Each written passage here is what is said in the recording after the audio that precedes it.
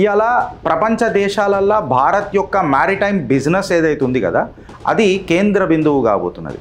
అయితే దీన్ని సడన్గా ఈ బిజినెస్ని ఇవ్వాలనుకొని రేపు చేయలే ఫ్రెండ్స్. అంచలంచలుగా 10 సంవత్సరాల నుంచి ఒక్కొక్క మెట్టెక్కుకుంటూ వచ్చిండు. ఒక ఇన్ఫ్రాస్ట్రక్చర్ అసెట్ వైపు ఇవాళ భారత్ అడుగులేస్తుంది. అంటే ద చైనీస్ డామినెన్స్ ఇక్కడ డిమినిష్ అవుతుంది. ఏదో పొరగల మజాక్ ఆయన మాట్లాడాడు. When he says he delivers. One nation one port అంటే ఒకటే ప్రాసెస్, ఒకటే లెక్క, ఒకటే పత్రం, ఒకటే ఆట, ఒకటే పాట, తేడా వస్తే ఒకటే వేట. కోట్లని కరెక్ట్గా మనం బిల్డ్ చేసుకుంటే సుమారు 70,000 కోట్ల ఇన్వెస్ట్మెంట్ వస్తుంది అని అంటే దీని అంచనా ఏందనంటే సుమారు 1.5 crore మందికి డైరెక్ట్ ఆర్ ఇండైరెక్ట్ జాబ్స్ వస్తాయట. ఈ మ్యారిటైమ్ వీక్ 2025లో సుమారు 1,00,000 మంది డెలిగేట్లు వచ్చిండ్రు. 85 పైన దేశాలు ఇందులో పార్టిసిపేట్ చేసినాయి. ఒక గ్లోబల్ కాన్ఫిడెన్స్ స్టార్ట్ కాగానే భారత్ తన ప్రతిభను, పరాక్రమాన్ని ప్రపంచానికి పరిచయం చేసిందా లేదా? 95% ఆఫ్ ది ట్రేడ్ వాల్యూమ్ ఏదైతుందో అది సి నుంచి చేయాలా అంటే 12% ఆఫ్ ది జీడిపి మనము కిక్ స్టార్ట్ చేసుకోవచ్చు అననే ఆకాంక్షతోని భారత్ అడుగులు ముందేస్తుంది. భారత్ షిప్ బిల్డింగ్ వోల్టేజ్ జట్కా తగిలిందనుకుంటా. భారత్ అనేది ఒక మదపు టేనుగు. ఆ మదపు టేనుగు లేచి పరిగెడుతుంటే ఈ కమెంట్ మీరు ఫిలప్ చేసుకోండి. తెలంగాణ ఫ్రెండ్స్, నేను మీ Girish Daramuni. Welcome to our channel Chitragupt. సముద్రపు వ్యాపారం సుమధురం, 70,000 కోట్ల పెట్టుబడి అఖిలం మధురం అని చెప్పి ఇలా నేననుడు కాదు, యావత్ భారతదేశంలో, ఇన్ఫ్యాక్ట్ భారతదేశం కూడా కాదు, ప్రపంచ దేశాలు మొత్తము భారత్ వైపు చూస్తున్నాయి. సుమారు 1,00,000 మంది డెలిగేట్లు, గ్లోబల్ సీఈఓలకు కేంద్రమైంది ముంబై. ప్రధానమంత్రి మాట్లాడుతుంటే భారత్ యొక్క పొటెన్షియల్ అండ్ విజావిస్ పర్ఫార్మెన్స్ ఆబ్వియస్గా ఉంటుంది కాబట్టే అన్ని పెట్టుబడులు వస్తున్నాయి. ఇవాళ ప్రపంచ దేశాలల్లో భారత్ యొక్క మ్యారిటైమ్ బిజినెస్ ఏదైతే ఉంది కదా అది కేంద్ర బిందువు కాబోతున్నది. భారత ప్రధాని మాట్లాడుకుంటా ఆయన ఏమని అన్నాడంటే ఇది ఇలా కొత్త కాదు, మేము మ్యారిటైమ్ బిజినెస్ గురించి మాట్లాడుతుంది, లేకపోతే మా నౌకా దళాన్ని మేము గట్టిగా చేస్తామని అన్నది ఇలా ఫస్ట్ టైం కాదు. కరెక్ట్గా చెప్పాలని అంటే ఆనాడు ఛత్రపతి శివాజీ మహారాజ్ కూడా తన నావల్ బేస్ని నమ్ముకున్నాడు. ఇన్ఫ్యాక్ట్ చోళులు కూడా ఈ మ్యారిటైమ్ బిజినెస్ని చాలా గట్టిగా చేశారు. అలా నౌకా దళం కూడా చాలా గట్టిగా ఉన్నది. అయితే ఇవాళ మనం అర్థం చేసుకోవాల్సింది ఏంటనంటే భారత్కి తెలుసు ప్రపంచ స్థాయిలో ఏదైతే బిజినెస్ జరుగుతుందో అది భారత్ నుంచి ఏ రకంగా పోతుంది అండ్ భారత్ ఏదైనా తలుసుకుంటే చోక్ పాయింట్ ఎట్లా క్రియేట్ చేస్తుంది, ఏదైనా పెద్ద పెద్ద తుఫాన్లు వచ్చినప్పుడు కూడా భారత్ ఏ రకంగా లైట్ హౌస్ అవుతుంది అని. అయితే దీన్ని సడన్గా ఈ బిజినెస్ని ఇవ్వాలనుకొని రేపు చేయలే ఫ్రెండ్స్. అంచలంచలుగా 10 సంవత్సరాల నుంచి అంచలంచలుగా ఒక్కొక్క మెట్టెక్కుకుంటూ వచ్చిండు. ఎప్పుడైతే ఆయన డిమానిటైజేషన్ చేస్తానన్నాడు కదా ఆ పెద్ద మనిషి నరేంద్ర దామోదర్ దాస్ మోదీ, మన దేశ ప్రధాని, టకక్మని చేయలే. అంచలంచలుగా ఫస్ట్ జన్ ధన్ అకౌంట్లు తెరిపించుకుంటూ వచ్చిండు. తర్వాత డిజిటల్ ఎకానమీ సైడు లైట్గా పబ్లిక్ని కొంచెం అలవాటు చేసిండు. అంటే మీరు ఇట్లుంటాయి, ఇగో లాస్ ఇట్లా వస్తాయి అని చెప్పి జర చిన్నగా చెప్పుడు మొదలెట్టిండు. దాని తర్వాత డిమానిటైజేషన్, దాని తర్వాత డిజిటల్ కరెన్సీ ఏ రకంగా ముంగటిపోయిందో ఇప్పుడు మనం అసలు క్యాష్ ఇస్తానన్నా తీసుకునే పరిస్థితులు వెళ్ళలేం. అరే పేటిఎం కొట్టు లేకపోతే యూపీఐ కొట్టరా భయ్ అని చెప్పి మనం మాట్లాడుతున్నాం. So coming to the point of this maritime business గురించి మాట్లాడితే భారత్కి సుమారు 11,000 కిలోమీటర్ కోస్ట్ లైన్ ఉంది ఫ్రెండ్స్. నిజంగా చెప్పాలనంటే ఇది ఒక ఎక్స్క్లూజివ్ ఎకనామిక్ జోన్ అని చెప్పి ప్రపంచ దేశాలు మాట్లాడుకుంటున్నాయి. అంటే దీన్ని బట్టి చూస్తే భారత్కున్న మ్యారిటైమ్ పొటెన్షియల్ ఎంత గొప్పదో, పెద్దదో, గుణాత్మకంగా ఉందో, అగర్ దీన్ని పొటెన్షియల్ మనం లీవరేజ్ చేస్తే భారత్ ఎంత గణాంతకంగా ముంగడిపోతుందో ఒకసారి మీరు ఆలోచించుండ్రి. ప్రపంచ దేశాల కంప్లీట్గా ప్రపంచ స్థాయిలో 80% of the world oil transport ఏదైతుంది కదా, especially 80% of the world's oil transport ఏదైతుంది కదా ఇది మన ఇండియన్ ఓషన్ రీజియన్ నుంచి పోతుంది. భారత్ ఈ చెక్ పాయింట్లని గట్టిగా అర్థం చేసుకుంటూ మొదలెట్టింది. ఇప్పటిదాకా చెప్పిన ఏదైనా పెద్ద తుఫాన్ వచ్చినా భారతే లైట్ హౌస్, ఈ గూడ్స్ కన్నిటికీ సేఫ్ హౌస్ కానికే. అందుకనే ఇవాళ మన దేశ ప్రధాని నరేంద్ర దామోదర్ దాస్ మోదీ 70,000 కోట్ల పెట్టుబడి ఈ షిప్ బిల్డింగ్ ఇన్వెస్ట్మెంట్లా తీసుకొని వచ్చిండు. ఎప్పుడైతే మ్యారిటైమ్ వీక్ 2025 అని చెప్పి మన ప్రధాని అనౌన్స్ చేసిండో 70,000 కోట్ల పెట్టుబడి షిప్ బిల్డింగ్ ఇండస్ట్రీలో బూస్ట్ చేస్తున్నామని చెప్తున్నాము.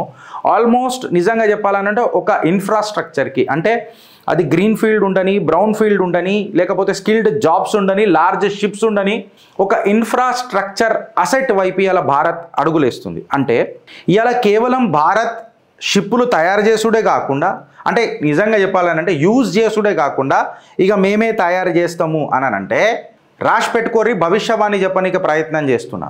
ద చైనీస్ డామినెన్స్ ఇక్కడ డిమినిష్ అవుతుంది. అంటే భారత్ ప్రపంచ స్థాయిలోనే ఒక పెద్ద షిప్ బిల్డింగ్ ఇండస్ట్రీకి కలలు కంటుంది ఫ్రెండ్స్.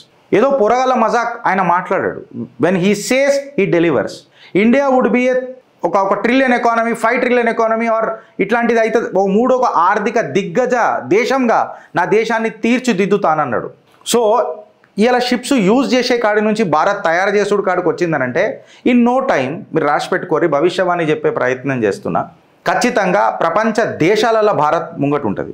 ఈ ports and infrastructure, the launch pad, ఇవన్నీ మనం మాట్లాడితే నేను చెప్పిన కదా అంచెలంచెలుగా. ఇప్పుడు మన అదేమో ఎయిర్పోర్ట్ ఉంది కదా కేరళలో, విజింజం పోర్ట్ అనుకుంటా ఇఫ్ ఐఎమ్ నాట్ రాంగ్. మన deep water international transshipment hub అని అంటారు దీన్ని. దీన్ని మొన్ననే మనము ఇనాగ్రేట్ చేసుకున్నాం, ఆపరేషనల్ చేసుకున్నాం కరెక్ట్గా మాట్లాడాలంటే. అట్లనే Kandla port inaugurated by the first indigenous mega scale green hydrogen facility port. ఇది మనం ఆల్రెడీ ఆపరేషనల్గా చేసుకున్నాం. మన టర్మినల్ ఫేజ్ 2 డబుల్ కెపాసిటీ ఏదైతే ఉన్నదో దాన్ని కూడా ద లార్జెస్ట్ ఇండియన్ కంటైనర్ పోర్ట్ని మనము ఇనాగ్రేషన్ చేసుకున్నాం అంచెలంచెలుగా. అంటే ఒక గ్రీన్ డిజిటల్ ట్రాన్స్ఫర్మేషన్, ఇంకా smart seas, smart economy, smart ఇవన్నీ మనం చూస్తుంటే ఇప్పుడు స్మార్ట్ సీస్ కాడికి వచ్చేసింది. అంటే hydrogen fuel, eco tugs, zero emission goals. Next carbon credit అనేది బాగా పెద్ద ఇంపార్టెంట్ బిజినెస్ అవుతుంది ఫ్రెండ్స్. మీరు కరెక్ట్గా సోషల్ మీడియా వాడుతుంటే తెలుస్తుంది. అయితే ఈ బిజినెస్ని కంప్లీట్గా దేశ ప్రధాని ఏదో పెట్టాలని పెడతలేడు. అంటే 1 నేషన్ 1 ఎలక్షన్ అని అన్నాడు. అనగానే చూసినావా ఎప్పుడు రాజకీయం సైడే ఆలోచిస్తాడు, ఈయనకు ఎలక్షన్లు తప్ప వేరే పెద్ద పట్టించుకోడు అని చెప్పి విమర్శలు కూడా కురిపించారు వెనకటికి. ఇప్పుడు ఈయన ఆలోచనని ఏమంటారో ఇక చెత్తలో ఇక మన నాకు పొద్దున వద్దులే కానీ వాళ్ళని అందరిని అడుగుతున్నా. 1 నేషన్ 1 పోర్ట్ అని అంటే మీరు అర్థం చేసుకోండి ఫ్రెండ్స్. దీని మీద మనం డిస్కస్ చేస్తాం. అంటే 1 నేషన్ 1 పోర్ట్ వల్ల ఏముంటుంది అని అంటే ఇప్పుడు భారతదేశానికి దగ్గర ఒక 7-8 పోర్ట్లు ఉన్నాయని అనుకుందాం ఫర్ ఎగ్జాంపుల్, జస్ట్ మన క్యాలిక్యులేషన్ పర్పస్ కోసం. అంటే ఒక్కొక్క పోర్ట్లో ఒక్కొక్క కాస్టు, ఒక్కొక్క పేపర్ వర్క్, ఒక్కొక్క డిజిటైజేషన్ హబ్, ఒక్కొక్క పోర్టలు ఉంటే షిప్మెంట్లకు ఎంత ప్రాబ్లం అవుతుంది. అట్లా కాకుండా 1 నేషన్ 1 పోర్ట్ అంటే ఒకటే ప్రాసెస్, ఒకటే లెక్క, ఒకటే పత్రం, ఒకటే ఆట, ఒకటే పాట, తేడా వస్తే ఒకటే వేట. అప్పుడు కదా దేశం ఐక్యంగా ముంగడిపోతుంది, 1 స్టాప్ సొల్యూషన్ అవుతుంది బిజినెస్కి. ఇంకొకటి ఏంటంటే ఈ కంటైనర్లను ఎక్కించడం దిగించడం అని అంటాం కదా, టర్న్ అరౌండ్ టైం అంటారు దీన్ని. ఇది కూడా 3 డేస్ నుంచి సీదా 2 డేస్కి తీసుకురావాలా అని చెప్పి ప్లాన్ చేస్తుంది మన భారత్. ఇందులో భారత్ ఎప్పుడైతే బిజినెస్ ప్రపంచ దేశాలలో అగ్రగామిలక నిలబడాలని అనుకుంటుందో ఆబ్వియస్గా ఫారిన్ డైరెక్ట్ ఇన్వెస్ట్మెంట్స్ అనేది ఖచ్చితంగా ఉంటాయి. సో 100% FDIని ఇలా పర్మిట్ చేస్తుంది ఈ పోర్ట్స్ అండ్ షిప్పింగ్ ఇండస్ట్రీలో మన భారత్. సుమారు ఈ ఏదైతే సమిట్ అయిందో 2025లో ముంబైలో ఆల్మోస్ట్ 12 లక్షల కోట్ల MOUలు ఆల్రెడీ సైన్ అయిపోయినాయట. ఇండియా ఇంట్లో ప్రైవేట్ ప్లేయర్లు ఉన్నారు, షిప్ యార్డ్స్ ఉన్నాయి, పోర్ట్స్ ఉన్నాయి, గ్రీన్ లాజిస్టిక్స్ వాళ్ళు ఉన్నారు, డిజిటల్ మ్యారిటైమ్ సర్వీసెస్ ఇచ్చే వాళ్ళు ఉన్నారు, బ్లూ ఎకనామిక్ స్టార్టప్స్ కూడా ఇలా అడుగుపెట్టినాయి. ఇది ఏవైతే మన కోస్టల్ ఏరియాస్ ఉంటాయి కదా, అంటే కోస్టల్ స్టేట్స్ ఆంధ్రప్రదేశ్, కేరళ, తమిళనాడు, కర్ణాటక, వీటన్నిటి ఈ రాష్ట్రాలకు కూడా నిజంగా చెప్పాలంటే ఒక ఎంకరేజ్మెంట్ దొరుకుతుంది. గుజరాత్, మహారాష్ట్ర వీళ్ళన్నిటికీ ఒక ఎంకరేజ్మెంట్ దొరుకుతుంది. ఎందుకంటే పోర్ట్లని కరెక్ట్గా మనం బిల్డ్ చేసుకుంటే సుమారు 70,000 కోట్ల ఇన్వెస్ట్మెంట్ వస్తుంది అని అంటే దీని అంచనా ఏందనంటే సుమారు 1.5 crore మందికి డైరెక్ట్ ఆర్ ఇండైరెక్ట్ జాబ్స్ వస్తాయట. ఈ maritime careers, ship design, port management వల్ల ఎంతమంది స్కిల్డ్ మ్యాన్ పవర్కి ఉద్యోగాలు వస్తాయో ఒకసారి మీరు ఆలోచించుర్రి. ఈ మ్యారిటైమ్ వీక్ 2025లో సుమారు 1,00,000 మంది డెలిగేట్లు వచ్చిండ్రు, 85 పైన దేశాలు ఇందులో పార్టిసిపేట్ చేసినాయి, గ్లోబల్ CEOలు వచ్చిర్రు. మన గ్లోబల్ CEOలు ఎవరైతే ఉన్నారో వాళ్ళు ఆల్మోస్ట్ పెద్ద 11 దేశాల నుంచి వచ్చిండ్రు. అంటే ఒక గ్లోబల్ కాన్ఫిడెన్స్ స్టార్ట్ కాగానే భారత్ తన ప్రతిభను, పరాక్రమాన్ని ప్రపంచానికి పరిచయం చేసిందా లేదా మీ కమెంట్ రూపంలో చెప్పు ఫ్రెండ్స్. ఇప్పుడు 95% ఆఫ్ ది ట్రేడ్ వాల్యూమ్ ఏదైతే ఉందో, అంటే మన ఈ మ్యారిటైమ్ సెక్టార్ మనకు ఎంత ఇంపార్టెంటో నేను మీకు చెప్తున్నా. మనం ఎందుకు అంబిషియస్గా ఉండాలా, ఎందుకు సంకల్పం గట్టిగా చేసుకోవాలా అనేది మీకు నేను ఒకసారి చిన్న హింట్ ఇస్తున్నా. 95% ఏదైతే ఇండియా ట్రేడ్ ఉంది కదా, అది 70% బై వాల్యూమ్ ఈ సీ రూట్ల ద్వారా జరుగుతుంది. అంటే 12% ఆఫ్ ది భారత్ GDP దీని మీద ఆధారపడి ఉన్నది. అంటే ఈ మ్యారిటైమ్ బిజినెస్, ఈ పెట్టుబడి, ఈ హంగామా, ఈ ఆర్భాటం కంప్లీట్గా ఒక మ్యారిటైమ్ సెక్టార్లా, సముద్రపు వ్యాపారంలా 8 ట్రిలియన్ ఎకానమీ సైడ్ ఇన్వెస్ట్మెంట్లు 1.5 crore జాబ్స్ బై 2047 వరకు అడుగులేసే ప్రయత్నం చేస్తున్నారు. దీనికి నా దేశ ప్రధాని పెట్టిన పేరు maritime India vision 2030 plus Amrit call 2047 అని చెప్పి 150 ఇనిషియేటివ్లతోని ముంగడికి పోయారు ఫ్రెండ్స్. మీకు ఆల్రెడీ చెప్పిన 70,000 కోట్ల పెట్టుబడి, most efficient in the developing world ఏవైతే ఉంటాయో అవి పోర్ట్స్ ఉంటాయి, అందులో భారత్ అడిగేస్తుంది. ఈ షిప్ బిల్డింగ్ అనేది ఈ దేశ ప్రధాని మాట్లాడతాడు. షిప్ బిల్డింగ్ అనేది ఇప్పుడు భారత్ యొక్క టాప్ మోస్ట్ అట్మోస్ట్ ప్రయారిటీ అంటారు. దాని తర్వాత మ్యారిటైమ్ని మోడర్నైజ్ చేసుడు అని చెప్తాం. దానికి సవరణలు కూడా అట్లనే తీసుకొని వచ్చుడు చట్టాలల్లా. దాన్నే మ్యారిటైమ్ ట్రాన్స్ఫర్మేషన్ చేస్తుంది అని చెప్పి చెప్తున్నారు. మీకు ఆల్రెడీ కంటైనర్ టైం ఇవన్నీ మనం చెప్పినాం. 1 నేషన్ 1 పోర్ట్ మీద కూడా మనము క్లియర్ కట్గా చేసినాం. ఇలా కార్గో మూవ్మెంట్ ఏదైతే ఇన్లాండ్ వాటర్ వేస్ ఉన్నది కదా, ఆల్మోస్ట్ అది 700% పెంచాలా లేదా పెంచే తట్టు అడుగులేస్తున్నట్టు చెప్తున్నారు. ఇలా వాటర్ వేస్ ఏవైతే ఉన్నాయో ఆపరేషనల్ వాటర్ వేసు వెనకటికి 3 ఉండే, అవి ఇలా 32 అయినాయి. సమప్ చేసి మనం మాట్లాడాలంటే గ్లోబల్ మ్యారిటైమ్ సుమిత్ 2025లా 1,00,000 మంది డెలిగేట్లు సుమారు 85 కంట్రీల నుంచి వచ్చిండ్రు. అందులో నుంచి గ్లోబల్ సీఈఓలు పెద్ద పెద్ద 11 దేశాల నుంచి వచ్చిండ్రు. అంటే భారత్ యొక్క కాన్ఫిడెన్స్ ప్రపంచానికి ఎంత ఉందో మీకు ఇక్కడ తెలిసిపోయింది. ఒక ఎకనామిక్ ఇంజన్ అంటే 95% ఆఫ్ ది ట్రేడ్ వాల్యూమ్ ఏదైతుందో అది సి నుంచి చేయాలా, అంటే 12% ఆఫ్ ది జీడిపి మనము కిక్ స్టార్ట్ చేసుకోవచ్చు అననే ఆకాంక్షతోని భారత్ అడుగులు ముందేస్తుంది.